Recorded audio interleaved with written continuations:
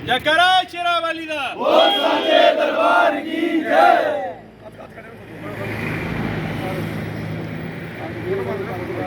जयकारा शेरावाली दा बोल सांचे दरबार की जय। ये तो रिक्रूटमेंट पॉलिसी निकालती नहीं है। आज मतलब 1986 से जब से इसका गठन हुआ है यहाँ पे, तब से आप देख लीजिए कि कितनी बार इन्होंने रिक्रूटमेंट पॉलिसी निकाली होगी और कितनी ही पोस्टें इन्होंने अलॉट की होंगी। और सेकेंडली मैं ये कहना चाहूँगा कि आप किसी भी स्टेट का कभी अगर ये जो रिक्रूटमेंट पॉलिसी होती है उसका जो एक प्रिंसिपल होता है, उसमें ये होता है कि किसी भी स्टेट के किसी जगह के जो रिसोर्सेज होते हैं उस पर सबसे पहला हक जो होता है उसका हकदार वहाँ का जो नेटिव होता है वो होता है।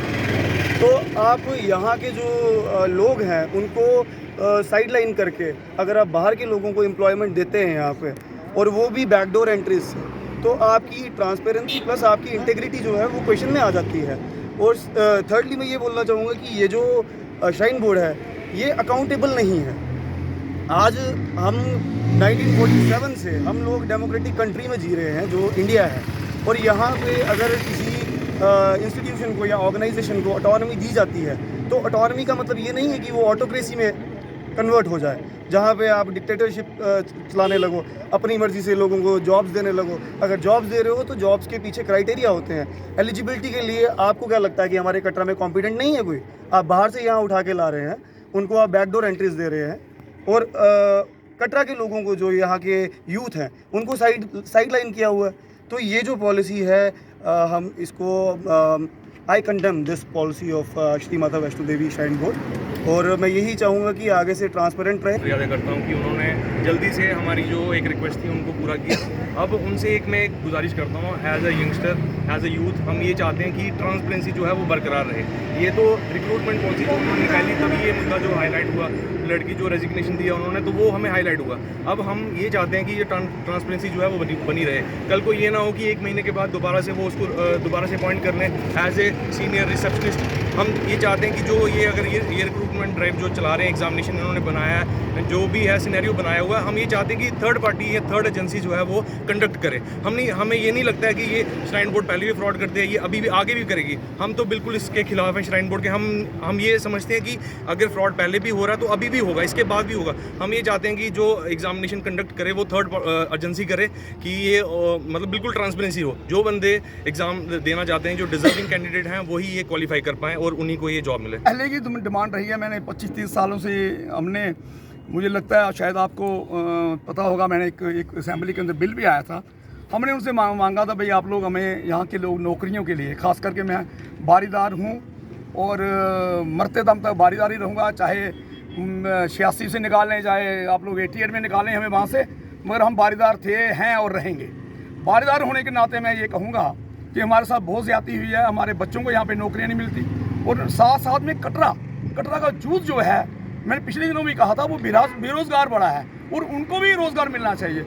और जैसे हर स्टेट के अंदर ये कानून होता है कि पहले फर्स्ट प्रायोरिटी जो वहाँ का स्टेक होल्डर होता है उसकी बनती है।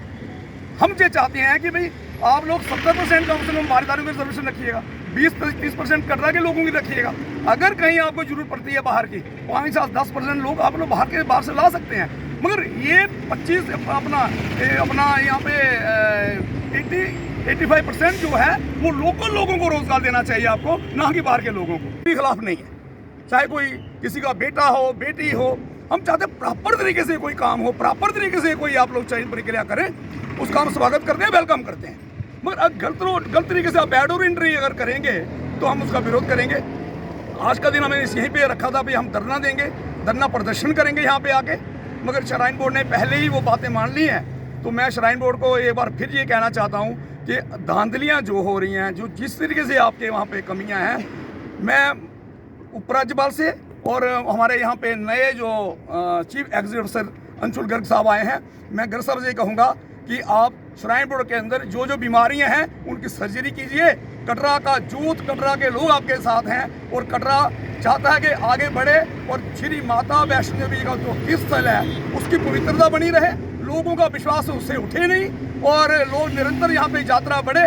हमारा सहयोग भी आपको है कि कटरा है और श्री माता वैष्णो श्राइन बोर्ड है तो हमारी रोजी रोटी है। हमारे बच्चे जो जूस जो यहाँ का है वो सारा का सारा जूस इस पर डिपेंड करता है। मुझे लगता है कि नॉर्थन इंडिया का जितना भी यहाँ पे कम से कम भी करोड़ों के हिसाब से जो लोग जो हैं वो उनकी जीविका जो रोजगार माता वैष्णो यहाँ से चलता है। मैं इतना ही कहूँगा कि इसी के कहते हुए मैं आपसे भी ये कहूँगा कि आपने जो ये इशू जो है हमारा है, मसला जो हमारा उठाया है, उसके लिए मैं मीडिया का भी बड़ा थैंकफुल। मेरा नाम अभिषेक शर्मा है, मैं एक बाड़ीदार हूँ। तो पहले मैं आपसे ये बात कहना चाहूँगा कि बैकडोर एंट्रीज तो बंद कर देनी चाहिए पहले नंबर, और दूसरा नंबर कि बाड़ीदारों के बच्चों को कुछ मिलना चाहिए, हमें रोज़गार मिलना चाहिए। हमारा इधर कितना यूथ है बाड़ीदार का जो खज्जल हो रहा है, कुछ भी नहीं है। तो मेरी अपील यही रहेगी कि बाड़ीदारों का कुछ मसला सॉल्व हो। मोदी साहब भी जब आए हुए थे उधमपुर में, जो हुई थी कॉन्फ्रेंस, उन्होंने बड़ा कुछ कहा था कि बाड़ीदारों का मसला हल होगा, पर अभी तक उसके ऊपर कोई एक्शन नहीं हुआ है। श्राइन बोर्ड भी अपने मज़े से चल रही है और साथ में रिक्रूटमेंट प्रोसेस भी ऐसे ही चल रहा है, बैकडोर एंट्रीज हो जा रही हैं। मैं चाहूँगा कि इसके ऊपर सख्त कार्रवाई हो। तो थैंक यू।